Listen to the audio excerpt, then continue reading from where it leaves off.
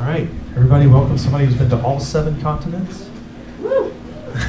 Okay, I can leave now. No, Elonka has been coming to PhreakNIC since PhreakNIC 3? 4. 4, where you first decoded the PhreakNIC 3 code. The PhreakNIC 3 code, and since then has gone on to bigger and better things. You served on the board of the National Cryptology or Cryptography Museum. Is this working? And she's a longtime friend of PhreakNIC and has given many talks here, and we are excited to have her back. So everybody give her a round of applause. Thank you.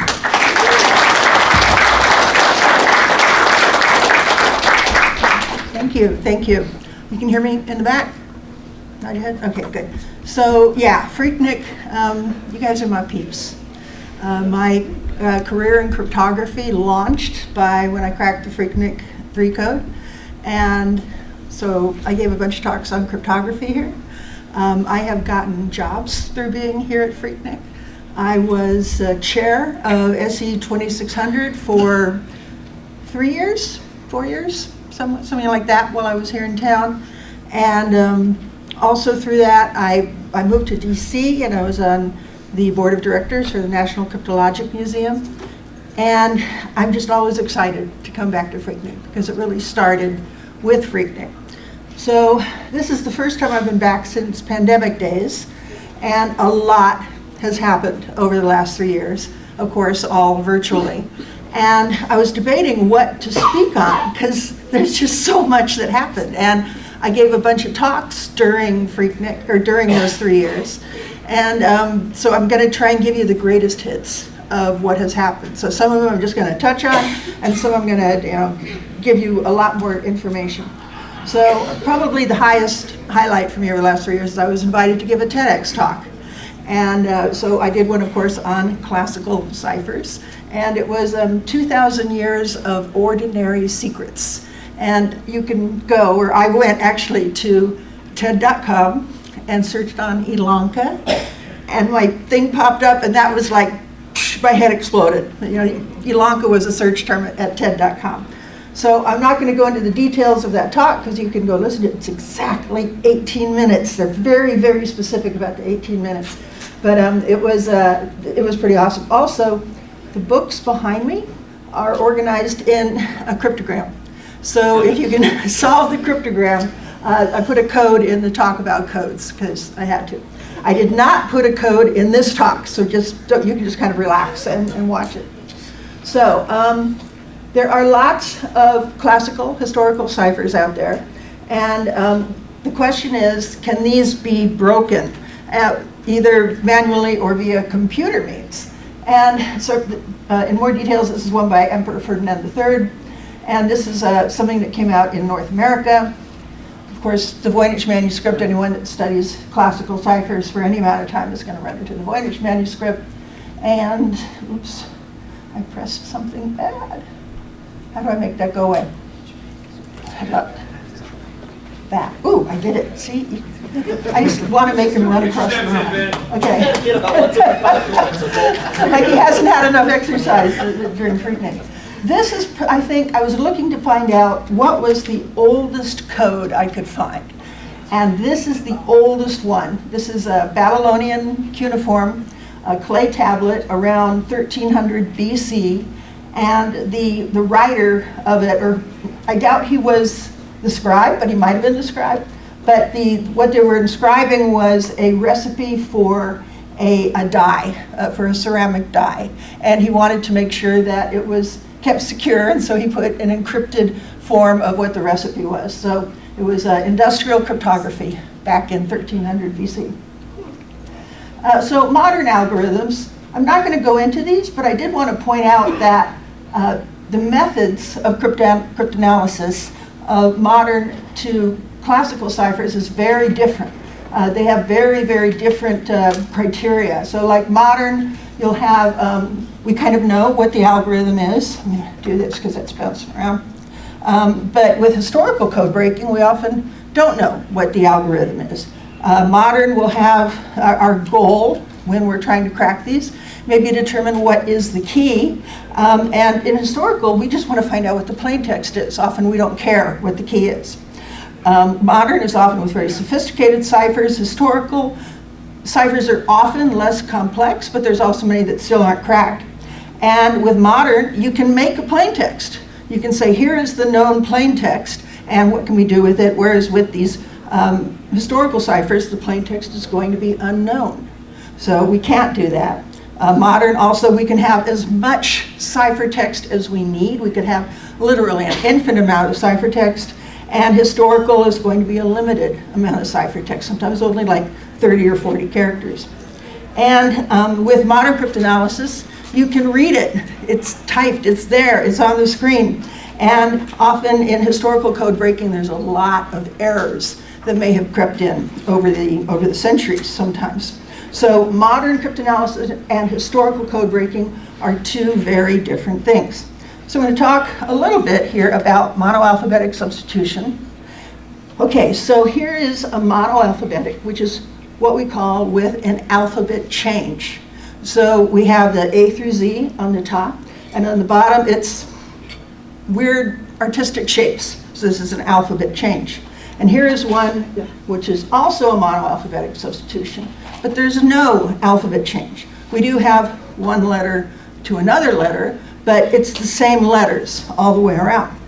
So from a code breaker's point of view, though, there's no difference between these two.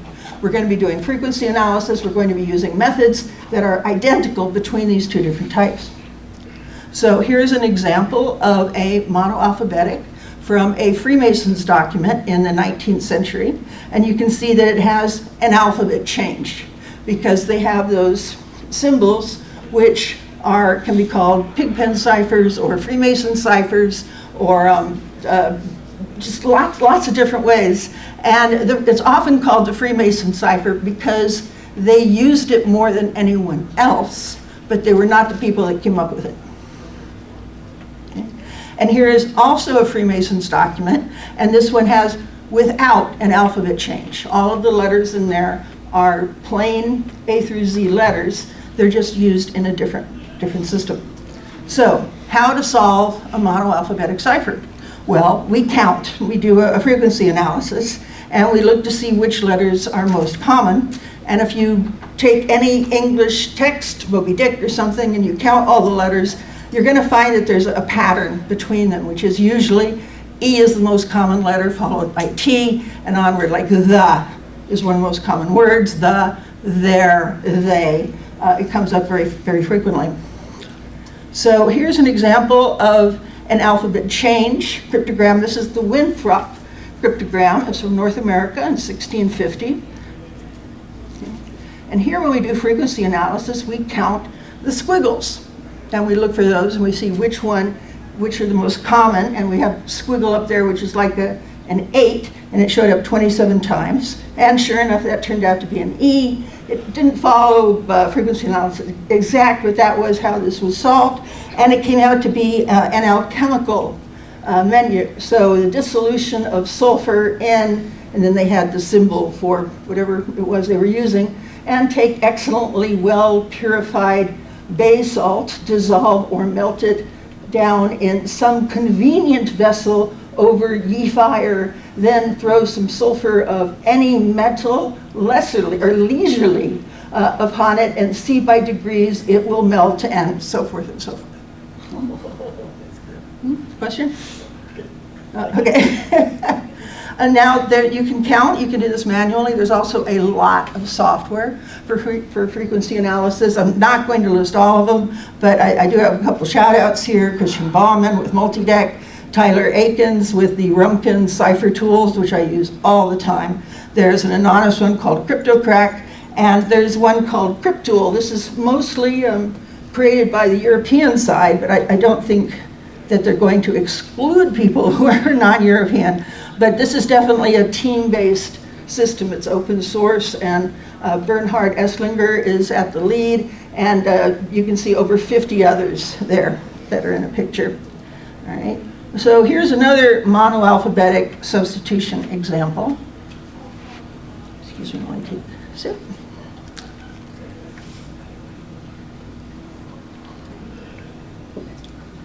So he wrote this pamphlet, this book called Curiosities of Olden Times. And in this book, he created a cipher, which is today called the Baring-Gould cryptogram. Now, it wasn't one that he found, it was one that he created, but we're going to take a look at this here. This is the one that he created in 1896. So when we're solving this kind of thing, the first thing we want to do is get away from the symbols and squiggles and make it all letters, because our brains just grok the letters better. And so the way to do this is you start at the most left-hand one and you go A, B, C, D, E until you find a duplicate. So in this case, we can see we have the number 4. So instead of making a 4E, we're going to make a 4C, and then anywhere that a 4 shows up here, we'll make it a C. All right? Then we keep going until we get to a new symbol. So H, and H has or the plus sign, which appears in multiple locations there, and so we're going to make that an H. And there's the A again, the first squiggle. And we keep going like that. And then you have all these letters and maybe some word breaks maybe in there, but we have something that our brains can understand better. But we still have trouble solving it. So it's too short to really do some frequency analysis. And so there is this system called hill climbing. This is the hot new system that is being used to break old ciphers left and right. Now, how does it work? I hear you ask. So the first thing you want to do is you want to generate a random key. So on the top, we've got A through Z, and then underneath that we have, can be completely random, some combination of letters. All right? And then we're going to decrypt our ciphertext with that key that we created. And then we're going to rate the correctness of it. Now, I'll come back to this, how we rate the correctness in a second. Okay? And then we're going to create a new key that is slightly different from the original one. It can just be 2 letters, that you see in red there. And then we're going to decrypt the ciphertext with the new key. And then again, we are going to rate it. And then we're going to compare the numbers. So we have 115 and 108. I hope that shows up. And we're going to say, aha, 115 is better than 108. And if the correctness is increased, then we're going to take that new key and we're going to insert it there. And now that is the key. We're going to keep that key, and we're going to go on by coming up with something with a new key. On the left, if the correctness did not increase, then we go back and say keep the old key. And this loop just happens over and over and over again as we're trying to figure out, can we get a correctness number that is higher and higher? So let's say from a random starting point, and you're getting it, and you're finding the numbers, and ideally, you're going to get up to the top, and that will be the solution. There will be nothing that is a higher number than that. Now, those of you that have played with this will go, wait, what about the local maximum? And I'm going to cover that. So, so that may be that you go and you find a maximum that is kind of off the beaten track there, and it's difficult to come down off that maximum to go through the valley and come back up to the top. And the way that it is being used is simulated annealing, which is, it's called that because it's a term that's used in metallurgy. And it's heating and cooling things and changing, and I could do a whole talk just on simulated annealing.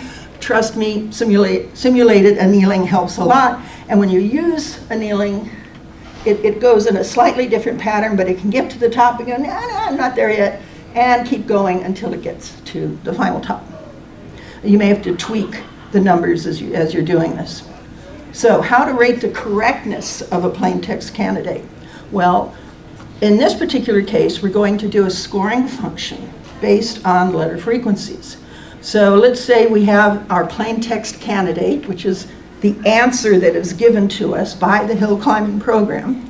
And by just glancing at it, most people can tell it's not too bad. You have the vowels, it's letters that are frequently used, and so we're teaching the computer how to tell if it's correct. So we know that frequent letters in English language are there, and they are frequent in the candidate, and odd letters such as W and Q are rare in this candidate. So that's going to be how that is scored, whereas another candidate, and again, we kind of look at it, and intuitively we know it's probably not it.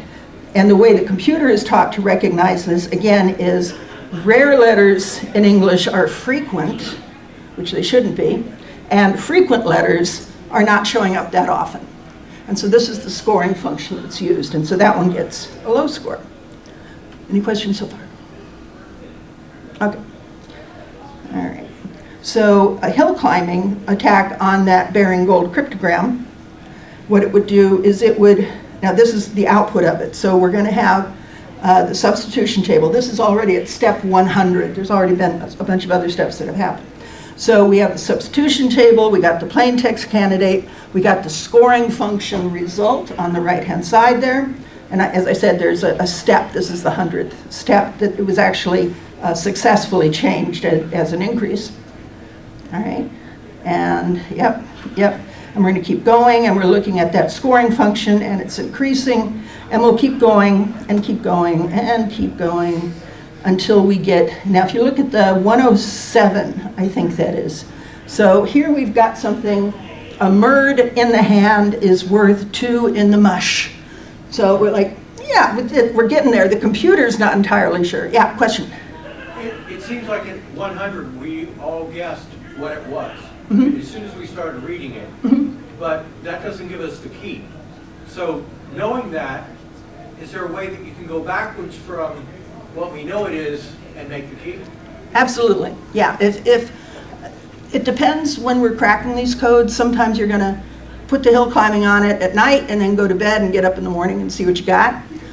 Sometimes people are going to sit there and they're going to watch, and they're watching it. You know, wait, that looked like English that just went by, and bring it up.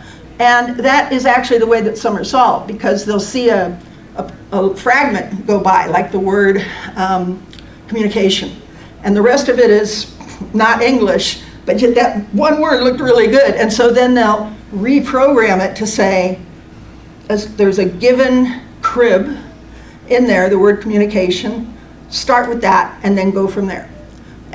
So yeah, short answer, yes. Good question. Okay, all right. So murd in the hand is worth 2 in the mush, and then it keeps going and it comes to the final answer, which is a bird in the hand is worth 2 in the bush, which many of you would probably have noticed 50 steps ago if you were watching this do its thing. Okay. And then in the cryptogram, a bird in the hand is worth 2 in the bush. Okay. So many others have been solved this way. That's monoalphabetic substitution. Question? How well does that account for misspellings, whether it's intentional or accidental? Misspellings, how does it account for misspellings? It depends, it really depends. Sometimes you really need a human being who's watching things. As you may have seen in the other one with the alchemical formula, there was a lot of misspellings in there. So yeah, sometimes you need to give it a little flexibility in terms of how it's finding things. I mean, imagine also when you're just writing a letter, a typical, say you're doing applying for a job and you're doing a lovely cover letter. How often there are typos in that cover letter. You read it again, there's a typo, oh, here's something's missed. And this is when you have English that you know and have used for decades, right? And the typos are, now imagine you've got encrypted text and finding the typos in encrypted text. So it is very common that there are manual errors that are inserted into the system. Yeah.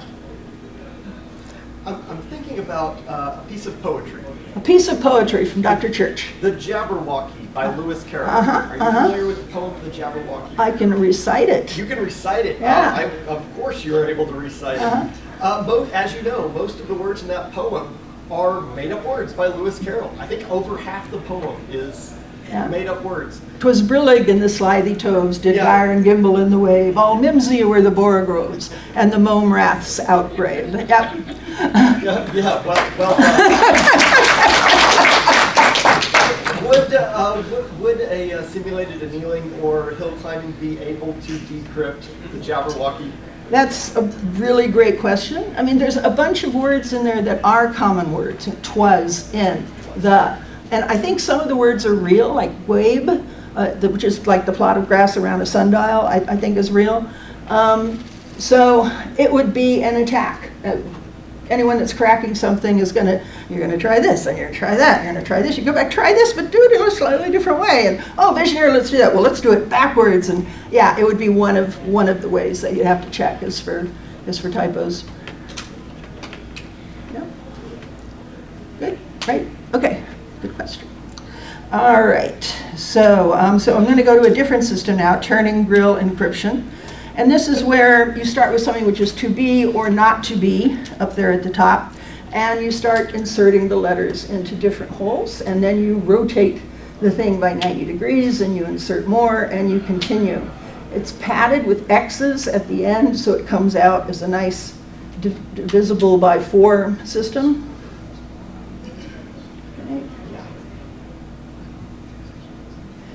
And then you take it away and you take off the ciphertext, you take off the first top row, ETTO, and then OBRN, and so forth. And then you can send that ciphertext to someone, and if they know that it is a turning grill they're probably already going to know because they have this nice 4x4 grid, but that has 4 holes at a time, and if they can figure out where the holes are, you can go. I will say that cracking turning grill by hand is incredibly tedious. It is not something that I find enjoyable. And unlike other codes where you want as much ciphertext as possible, which lets you find those mathematical patterns, turning grill is the opposite. The more ciphertext you have, the more difficult it becomes. It's obnoxious. That's as much as I'll say on the recording. So turning grill is something that's been used for hundreds of years. You can see here the 1700s, 1800s, 1900s, used in many different methods. And manual methods are laborial. Hill climbing works better. So Klaus, the co-author with my books, the last 2 books, he produced a challenge on his blog. And he produced a big chunk of text, said it was turning grill, and it was solved within hours by Armin Kraus, who wrote a hill climbing program to solve it. And so he used this same method. The big difference here is the scoring method. Needed to come up with a creative scoring method because you can't use frequency analysis on turning grill. All the frequencies of letters are going to be exactly the same from the plain text to what's there in the ciphertext. They're just rearranged in a transposition system. So he needed to figure out how to do that. So letter frequencies, no. And so what can we use? Well, he figured out a way of using letter pair frequencies. So there are frequent letter pairs in the English language, TH, EN, ER, HE on those. And so if he had the possible ciphertext, the ciphertext candidate, he would look for those kind of pairs, and if the pairs existed, it would have a higher score. And if it had other weird pairs, then that would be a low score. And I won't read this whole thing to you. It's plans for a manned moon expedition. It was just a piece of text that Klaus got off the internet. So, even messages encrypted with a large turning grill can be broken with hill climbing. That was the summary on that. Now I'm going into another type of code, nomenclators. Now, I'll admit that 10 years ago, I'd never heard the term nomenclator. I wouldn't have listed it as a type of cipher system. But since then, there have been some talks, including Klaus being very patient and explaining things over and over to me, and now I got religion. Nomenclators are a major section of research right now for cryptography. So the way a nomenclator works is there will be a nomenclator table, which is basically a monoalphabetic substitution. Sometimes it's a homophonic substitution, and with some things where there will be individual codes for different words. The name nomenclator comes from whoever it was when there's like a big party and there's someone standing by the door and Lord and Lady Thistlethrope now entering.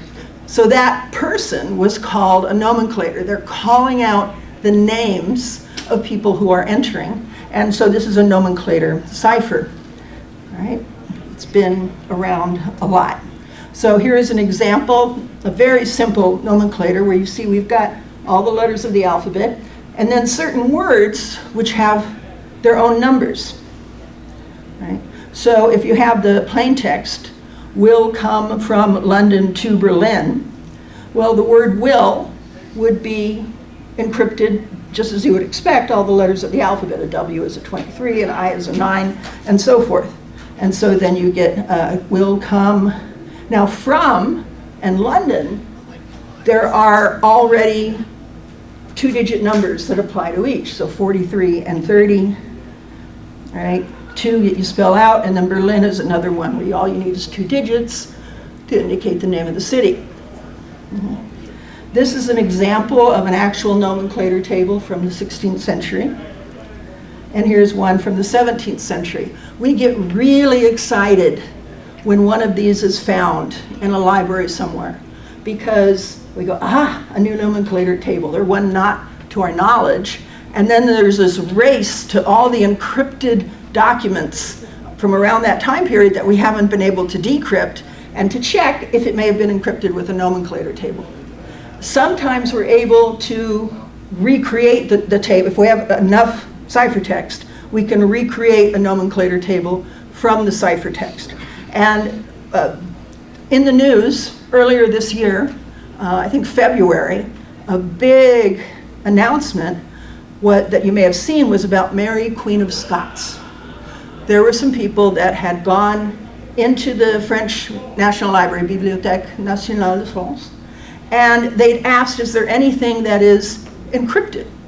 Don't know who it's from, don't know what language it's in. And they were pointed at some documents where the best guess was that these were documents that were used in Italy. So this group of 3 really great cryptographers, we had George Lazarian, we had Satoshi Tomokyo, and they started going and they found the encrypted documents, but nothing they did would get it to generate Italian. So then they back away, and this is a long period, months go by. They back away and they think, well, what if it's in a different language? And it's in the National French Library, let's try for French. So they start at it and they start getting French words. And bit by bit, it's like a puzzle, bit by bit. And then they see someone is referring to my son. And they realize it's being written by a noble. And then they realize that they have found documents written by Mary, Queen of Scots, while she was imprisoned in northern England, south of Scotland. It was the best place they could find to isolate her. And they found that they had scores of documents by her, effectively a book's worth of documents written by Mary, Queen of Scots. And it made international news. And the exciting thing was also that it was a nomenclator. And they were able to rebuild the nomenclator that was used by Mary, Queen of Scots in order to decrypt these documents. Okay. Here's one also showing that the D and the E, here's where you have homophonic. Instead of just one number for each letter, there were 2 numbers for each letter. Okay, or 3 numbers, sorry. Okay. Here's another example. This is a letter that was sent. So you can see the first few lines, if you can see them, are just regular plain text. And then when it starts getting into the juicy bits, it's all numbers, numbers, numbers, and then back into regular text. And anyone who's a fan of the Broadway show Hamilton, I wanted to point out this one because it had this wonderful signature where it said, I am, sir, with great regard, your most obedient, humble servant, Manchester. All right. So how to solve a nomenclator message, simple method, find the table. So here's an example of one where we found the table and we're able to decrypt it. I won't go into too much detail on this. I think you got the general idea. And so it goes from plain to encrypted to plain. So, Monsieur le Duc de Dalmatie, qui lui avait demandé quelques jours, deux réponses après lesquelles, and so forth. So once you have it all decrypted, you can read the whole thing. All right. Now, if the table is well constructed, it can be difficult, but often this is not the case. So this is a message from the Vatican to a papal diplomat in Poland in 1573. And it was discovered that it's a lot of 2-digit numbers. And these 2-digit numbers can be analyzed and get the frequency of them. And there were a few 3-digit numbers, all right? So they made a guess that the 2-digit numbers were letters, and the 3-digit numbers were perhaps words, and they came at it and did frequency analysis, and they were able to decrypt it. Now, this came out to be in Italian, which is not one of my languages, so I'm going to do my best here. Giudicando che con nessuna cosa si possa restituire pusanita a questo regno che comandar, and so forth, and so forth. Again, it was the Vatican expressing concerns about military maneuvers going up there. Anyone here speak Italian? Yeah. So was that 608 just lost to history? Sorry? Is the 608 just lost to history? To my knowledge, we do not yet know what 608 means.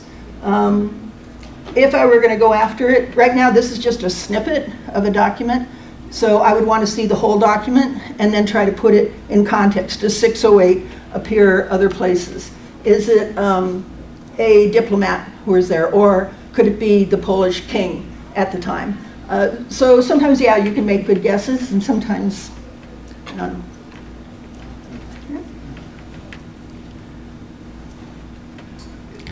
And I think I already told you all about that. Yeah, thank you. Yep. If you want to read more on this, there's an article in Cryptologia. Cryptologia is the academic journal for classical ciphers, and the title of this one is Deciphering Mary Stuart's Lost Letters from 1578 to 1584. And George Lazary, who led this team, he had contacted me and he said, we're going to have an announcement, don't tell anybody. I'm like, why are you telling me this? And it was that he wanted this all to go out at the same time so that nobody was going to spill the beans. And it was also, February 8th was actually the anniversary of the date that Mary Queen of Scots was beheaded. So there was that as well. He wanted to be on that date. This was a 2-year project that he'd been working on with these 2 other gentlemen. And the amount of text they found was mind-boggling. And the main biographer of Mary Queen of Scots stated that this was the most important find in 100 years. So we're all very proud of George and team. All right. Okay, we're going away from nomenclators. We're coming to, this is another thing close to my heart right now. It's the Collinson ads. How am I doing on time? I'm not even watching the clock, so. You got 20 minutes. How much? 20 minutes. Okay, all right. So it was noticed that in the Times, the London newspaper, there were these classified encrypted ads showing up exactly from 1850 to 1855. All right. This is one that's a little easier to read, but to see, at least recognize the letters, but not much easier to read. And fast forward 130 years, and the Times offered a prize to anyone that could decrypt these messages, and it posted in their one of their from the editor sections, and says, do we have any readers here that can solve it? You will get like a bottle of wine or something. It was a simple thing. And many people wrote in, no one solved it, though a judge looked at it and he noticed this latitude and longitude in it, and he pointed out that this was up there in the northern part of the continent and suggested that it might have been related to the events of the Lost Franklin expedition. Anyone here know what the Lost Franklin expedition? Oh, okay, I will be telling you about the Lost Franklin expedition. So in 1845, the British Admiralty was very eager to find a way across North America so that they didn't have to go around the Horn. So this was a way, it was called the Northwest Passage. They were looking for the Northwest Passage. And they had sent other expeditions, no luck, so they put together a new, well-funded, well-equipped expedition under the command of Lord John Franklin. The 2 ships were the Terror and the Erebus. The reason they had these names is because they were warships. And so they were very sturdy, very well constructed.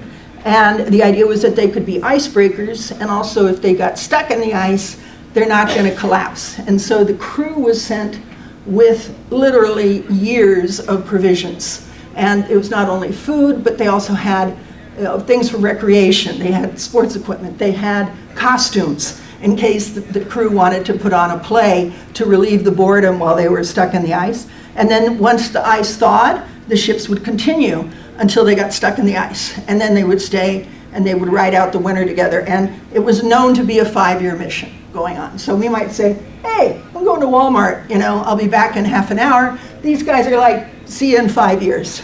They often had these very, very long lasting expeditions. So Franklin's expedition started in 1845 with these ships, and they, oops, I should go back here. Oh boy, I went forward a whole bunch there, sorry. Pitch up. Ah. Yeah, okay, there we go. No. Okay, hang on.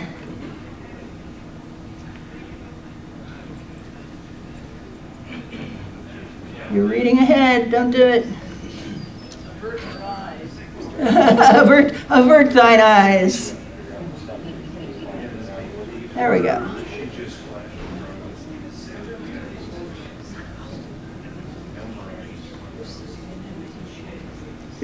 Good, okay. Okay, so the ships left England, went across the Atlantic, stopped in Greenland to get a few resupplies, and also a couple of the crew had become ill, so they were offloaded there. Then the ships continued north across what's called Baffin Bay, were seen by a couple of whaling ships, and then vanished. And there was no word from them, no one else was seeing them. So a big question in the mind of everyone who'd been following the fate of the expedition, what happened to the Franklin expedition? This was basically the big, were they abducted by aliens? This was the big mystery of that time. Now, since then, many books have been written. Most recently, there was a TV series released called The Terror. And these books and TV shows, and they play with the truth quite a bit. And like The Terror, they went to great effort to get like the buttons and the costumes right. I mean, they were really working at it.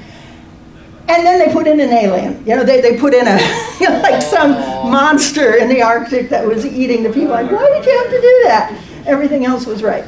But this has been definitely something that has captured the public imagination. I will say that the boats have been found since then. We know where they sank. You can, when the weather's nice, you can look through the water, you can actually see them. And we also got many reports from the Inuit in the area that all the expedition participants had died. Some of them may have resorted to cannibalism. That was something that the British public were like, oh no, British officers would never do that. And it kind of kept adding to the mythos of it. So of those, coming back to the encryptions, there was an article in Cryptologia, 1992, by John Rabson. Is John here, by the way? No? Okay. So he solved some of the messages, and he posted some of the answers in there. And what he found out was that if you take the flag code that the British were using, okay, and the flags can also indicate numbers. So we're like, oh, okay, so we took the flags and we took some of these and we're going to replace the digits and we're going to from the letters to digits and use the code in the code book, and got nothing. It didn't work. But he did some other wonderful work with cribs where he would try to look for words. So like in this up here, it's got IQHL, born. So he was thinking, maybe the word before born means a son or a daughter or a boy or a girl. So he played with cribs there, and he did find that the word son kind of matched. If you took IQHL and he could build the beginning of an encryption table there, then he would look for another crib somewhere else where he took the word, he looked for the word month, all right? And took MIOQ to 5831, right? And then he combined those two, and hey, look, they matched, starting to build the encryption table. And so, and he was able to go from the encrypted text of one of the ads to the plain text. This is actually one that I solved. It took about 3 hours because I had to be going on back and forth all the way through the book. All right. So who published the ads? It was probably one of his relatives. We can say that his expedition started in 1850, went until 1855, led by Richard Collinson. And here's also his. I think this goes, yeah? Yeah. So you can see he went from England around the Horn, came up, was going to see if you could find the Franklin expedition from the west-hand side, had no luck, came back out, came down through Indonesia and Philippines, and then back to England that way. So these are books about Collinson's expedition. All right, and the intent of the ads was how could Collinson's relatives contact him on this 5-year expedition when they never really knew where he was going to be at any particular time. So what they did is once a month, they would put an encrypted ad in the Times with the knowledge that wherever he put into port, there would probably be copies of the Times on sale. He could pick up the Times and look through and find these encrypted ads and decrypt them and get some news from home. Find out who had babies, who was getting married, all this. Not of interest to most people, but to him it would be some very welcome news from home. So you could say that this was the first known secure global communication system. Right. So going on, Zodiac Killer, this is something else that happened during the pandemic years.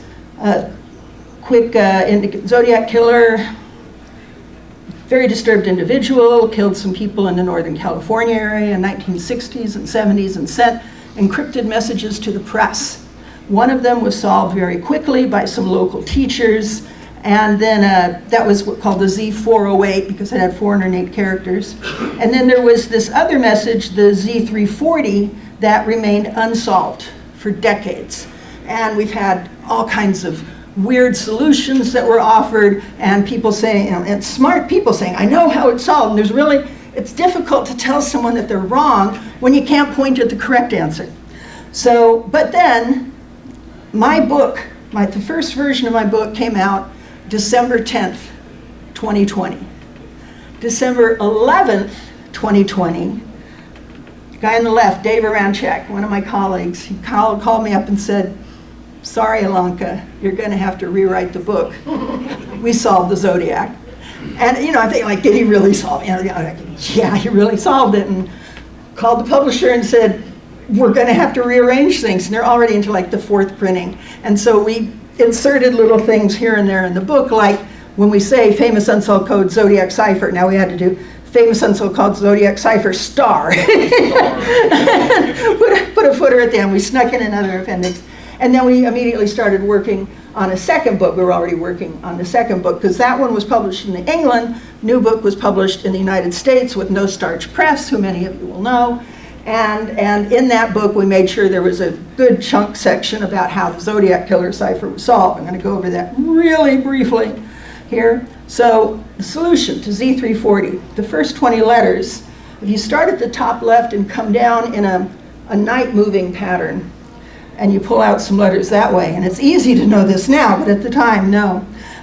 They came up with a way to try different positional methods and then try the substitution methods. And it used a substitution, homophonic substitution table.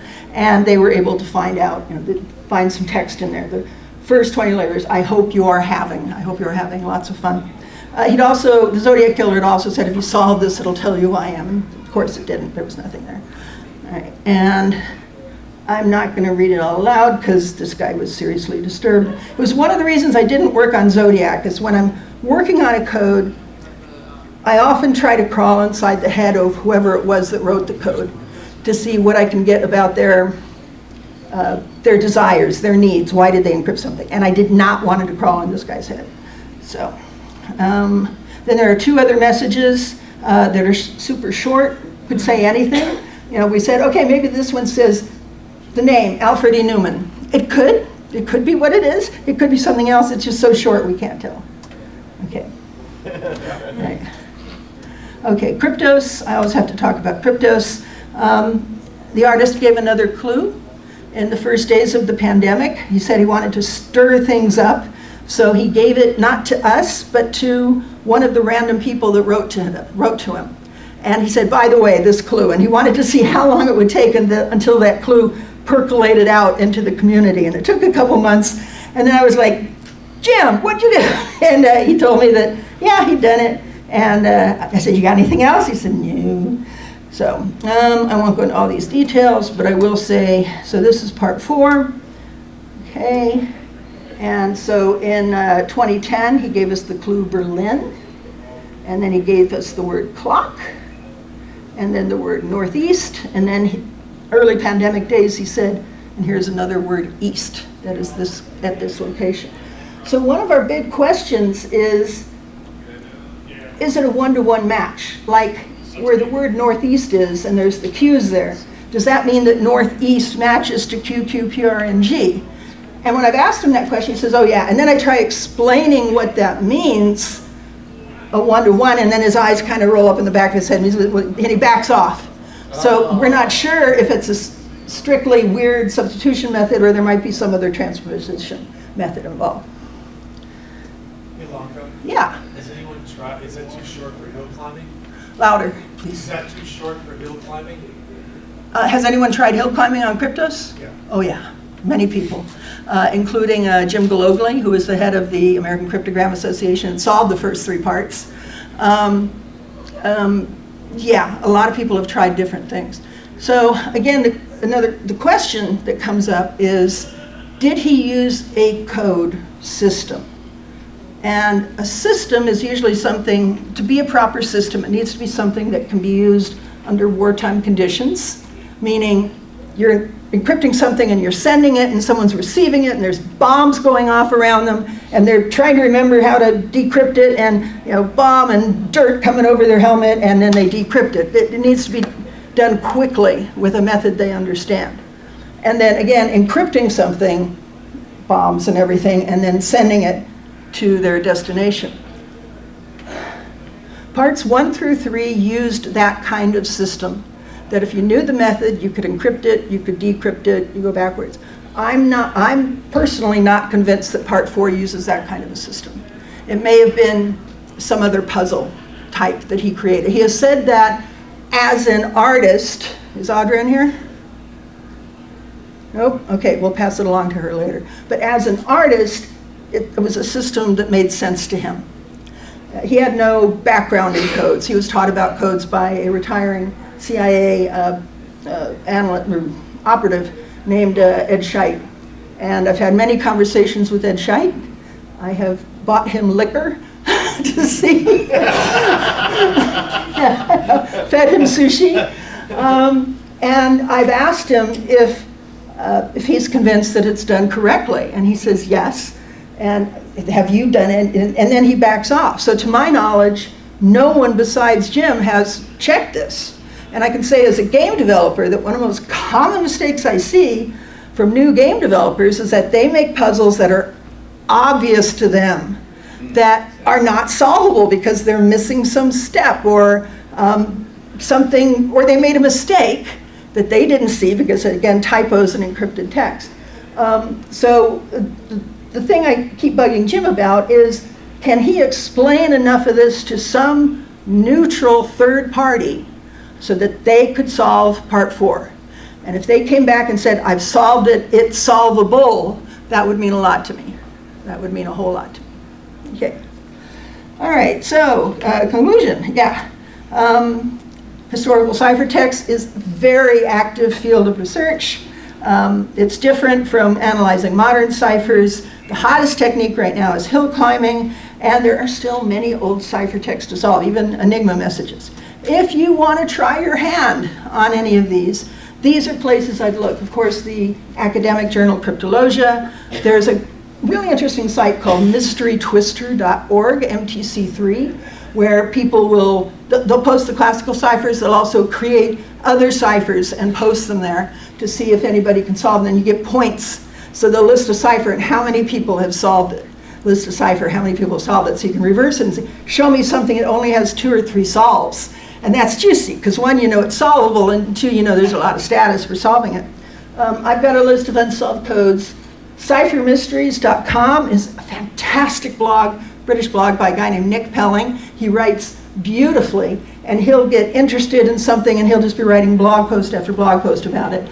And then there's Cryptiana, again by Satoshi Tomokio. He actually graduated with a degree in astrophysics, but then decided that he had this real interest in codes as well. So a lot of code stuff there, a lot of it focused on the British 15th, 16th century ciphers. And he was also on the team with George Lasry that solved that Mary Queen of Scots thing.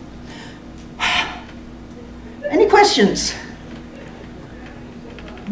Yeah. So determining, like, let's say a dead language with like ciphers, how would you go about like a language that no one really knew, like let's say Sanskrit or something like that? How would you go about like solving words that aren't English that no Right. one knows? So the question is, how would I go about solving something that's in another language, not English, and what would you look for? And there are a couple of things like that. In India, there's a thing called the Indus script. In Greece, there's a linear A and linear B.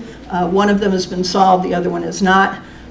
One way to do it is languages tend not to emerge spontaneously. They tend to evolve from other languages around them. So if I were going to get into it, I'd start with that, is learning about all the languages, language groups in an area. Usually things are related, sometimes not, like Hungarian is related to Finnish. Who knew? So all the countries around Hungary, it's a different system. That's one method I'd use. I'd look for anything written. I'd look for anything that seemed to relate to a picture. Yeah, that's where I'd go. Any other questions? Okay, thank you very much.